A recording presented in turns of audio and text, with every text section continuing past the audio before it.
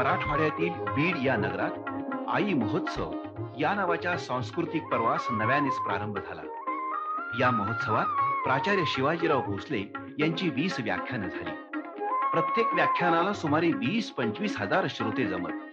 हे सगळं नवल पूर्ण होतं. महापुरुषांच्या जीवनाचे भाष्यकार आणि डॉक्टर बाबासाहेब आंबेडकर मराठवाडा विद्यापीठाचे विद्यार्थीप्रिय कुलगुरू असा पूर्वसंदर्भ लाभलेले एक प्रबोधनकार प्राचार्य भोसले अनेक विषयात रमले आणि रंगले सुद्धा.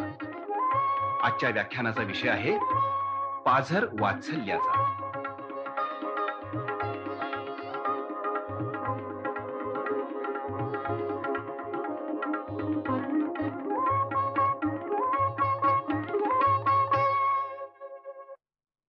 बंधू भगिनींनो, ही वाढती गर्दी पाहून मी मनातून अक्षरशः हादरून गेलो आहे.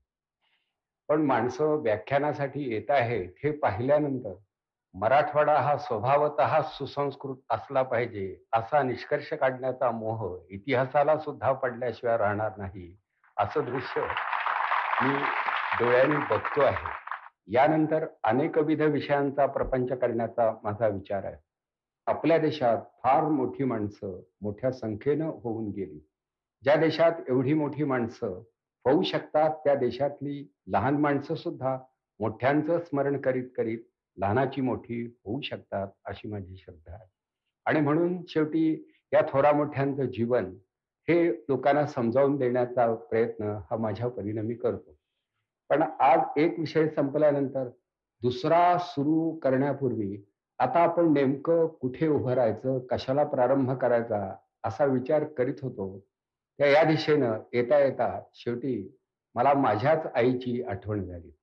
इथे बसलेल्या 3/4 श्रोत्यांच्या व्यक्तिमत्वामध्ये जर कोणाचा महत्वाचा वाटा असेल तर तो त्यांच्या आईच आहे, असंच खरं मानावं लागेल. माझी आई ही सुद्धा शेतामळ्यामध्ये रामडारी कलेडोन या गावात राहणारी, बांधावरती एका टोपलीमध्ये आपली मुलं ठेवून खुरपत राहणारी एक सामान्य स्त्री होती.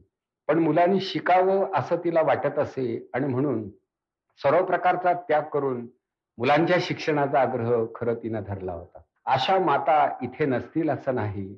थोरा मोठ्यांच्या मातांना प्रसिद्धी मिळते आणि लहानांच्या माता लहानांप्रमाणात अप्रसिद्ध राहतात, पण त्यांचा वाटाही तसा जीवनात खूप मोठा असतो. आपले आई वडील हीच खरं आपली दैवत आहेत असं आपली संस्कृती सांगते आणि ते खरं मानायला हवं इतपत त्यांची योग्यता असते. आता मात्र या ब्युटी पार्लरच्या जमान्यामध्ये मातृत्व जागेवर राहील किंवा नाही याविषयी मी थोडासा साशंक आहे. कारण 60 उलटली तरी सुद्धा आपण चिरतरुण दिसावं या आकांक्षेनं प्रेरित झालेल्या अनेक माता त्या दिशेनं जातात, तेव्हा मलाही त्यांचं कौतुक वाटतं. आता ह्या कौटुंबिक जीवनात हे सगळं स्थित्यंतर घडत आहे.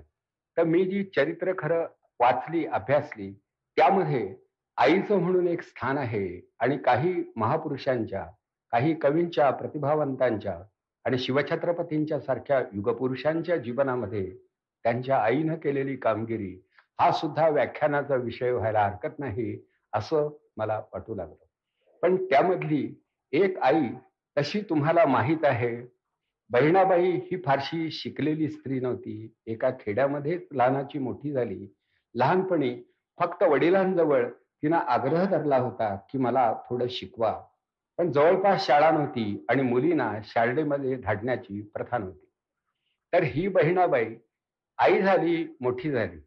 सोपानदेव चौधरी कुठल्या तरी समारंभाच्या निमित्ताने गेले होते आणि त्यांना भेट म्हणून विवेकानंदांचा एक फोटो देण्यात आला होता. त्या घरी गेल्यानंतर कौतुकानं आपल्या आईला त्यांनी विवेकानंदांचा तो फोटो दाखवला आणि आईला विचारलं की आई सांग बरं या फोटोमध्ये कोण आहे. तर आईला तसं काही सांगता येत नव्हतं.